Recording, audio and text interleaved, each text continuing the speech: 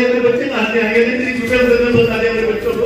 मेरे बच्चे को बड़ा फाइट करके चला दूंगा, जिसका कोई मतलब नहीं है, कोई रोल नहीं है।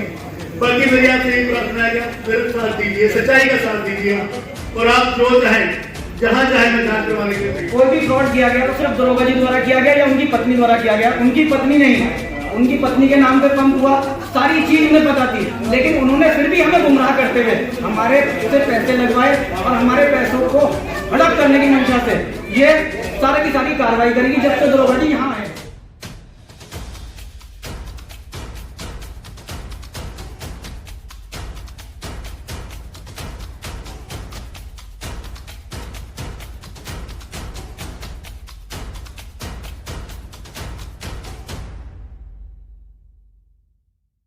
एसएसआई हैं केदार सिंह चौहान, सिविल लाइन कोतवाली रुड़की में। सन 2014 में इनकी बीवी के नाम से एक पंप हमने लगाया था मंगलौर क्षेत्र में। एसटी कैटेगरी का पंप था वो, तो मैं नहीं जानता था कि ये एसटी हैं, ये तो चौहान लिखते हैं तो चौहान ही होंगे। तो जब मैंने इनसे कहा कि कोई एसटी अगर आपकी नज़र में हो तो आप हमें बता दीजिएगा, तो उन्होंने कहा हम एसटी हैं, हमारे जौनसार के इलाका जो है वो एसटी में आता है और मेरी वाइफ पढ़ी लिखी ग्रेजुएशन है वो, और आप पंप उनके नाम पर लगा सकते हैं। हमने इनसे बैठ के वार्ता की। इन्होंने वार्ता में ये कहा कि अनंत जी मेरे पास पैसा नहीं है बिल्कुल भी लगाने के लिए और मैं पैसा नहीं लगा पाऊँगा। मैंने सर कोई बात नहीं, हम एक टीम बनाएंगे 5-6 लोग मिलके, और पैसा हम सब लोग, क्योंकि मेरे पास भी पैसा नहीं था, बहुत कम पैसा था मेरे पास भी लगाने के लिए। और ये जैसे कह रहे हैं कि पंप पूरा कंपनी बना के देती है, वो कंपनी के बायोलॉजी सबके पास हैं, वो कोई भी देख सकता है उसको नेट से निकाल के कि डीलर क्या करता है और कंपनी क्या करती है। तो ये पंप की डीड हुई हमारी, हमने फाइल डाल दी 2014 में। 2015 में हमारा पंप अलॉट होता है और पंप पे काम शुरू हो जाता है। जो कुछ भी काम हुआ है पंप पे, इन्होंने पहले हमने पार्टनरशिप डीड क्यों बना ली थी सन 2015 में कि अगर कल पंप लगने के बाद हमारे में से कोई भी आदमी गलत करता है तो उसके पास एक लिखित रूप से बात होनी चाहिए कि मैं सही हूँ। तो इन्होंने वहाँ डीड की बीवी ने बनवाई कोर्ट के अंदर बैठ के, रुड़की के अंदर, शायद 2015 में, मार्च में 30/3/2015 में वो डीड बनी है। उसमें स्पष्ट रूप से लिखा हुआ है कि 10% के लाभ में निर्मला नेगी सिर्फ लाभ में होंगी, किसी भी प्रकार का पैसा व्यय नहीं करेंगी, लगाएंगी नहीं, पूंजी निवेश नहीं करेंगी, और किसी प्रकार की हानि होती है तो उसमें भी इनका कोई शेयर नहीं हो। सेठ जी, कौन आपका पेट्रोल पंप हड़पना चाहता है और कौन नहीं? पेट्रोल पंप यही अपना चाहते हैं केदार सिंह चौहान जी, गुंडई भी उतर आए हैं बिल्कुल अपनी। क्या कारण क्या है? कौन है केदार सिंह? हैं जी, कारण क्या है कि 100% पंप बेरा है, मेरी बीवी ने लाइसेंस है। आपका क्या लगा हुआ है यहाँ पे? ये पूरा प्रकरण शुरू हुआ है 2019 में, तभी से इनके पेट में दर्द थी जब से मेरे बेटे का नाम 25% में कंपनी में जाने लगा। कंपनी में डीड हुई, अधिकारियों के सामने वीडियोग्राफी हुई, मेल आ गई, सब कुछ काम हो गया, लेकिन वो कोरोना की वजह से काम रुक गया।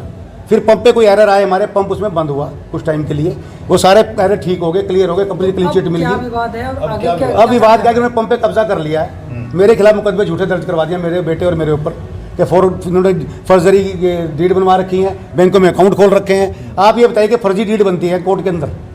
आप पत्रकार लोग हैं, आप बताइए बनती है? रजिस्टर्ड डीड बनती है, वहाँ बिठाया जाता है, फोटो ली जाती है, फिंगरप्रिंट लिए जाते हैं, वो बनी हुई है। अकाउंट्स घर जाके बैंक वालों ने खोले हैं इनके, मैंने तो नहीं बुलाया उनको, खुद साथ गई हैं वहाँ पे। अब क्या चाहते हैं आप? अब मैं चाहता हूँ मुझे न्याय मिले, मुझे न्याय चाहिए। मैं सिर्फ एसपी साहब से मिला हूँ, परमिंदर डोभाल जी से, जिन्होंने मुझे आश्वासन दिया है कि अनंत जी आपके साथ कोई भी नाइंसाफ़ी नहीं होने दी जाएगी। बहुत अच्छे अधिकारी हैं, बहुत आराम से बात सुनी।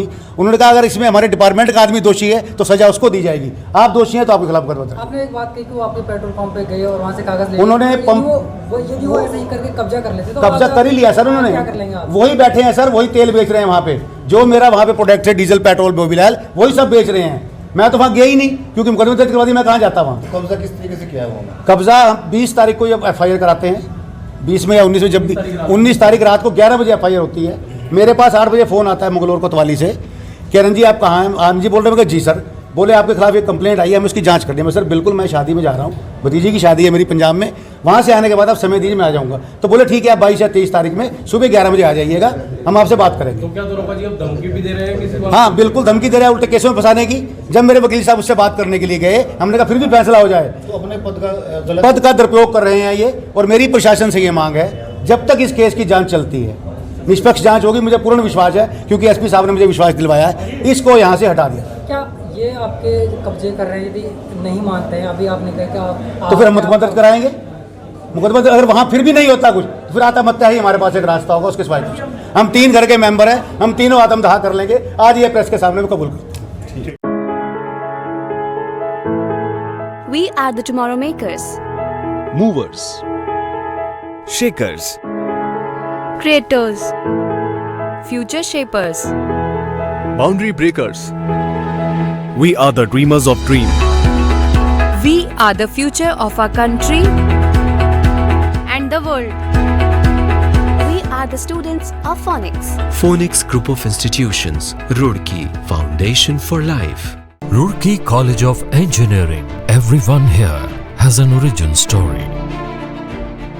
Best Placement Award, Excellence in Technical Education Award, Best Engineering College Award, Best Technical Institute Award, Top 10 Private Institutions of India, India Today, Roorkee College of Engineering.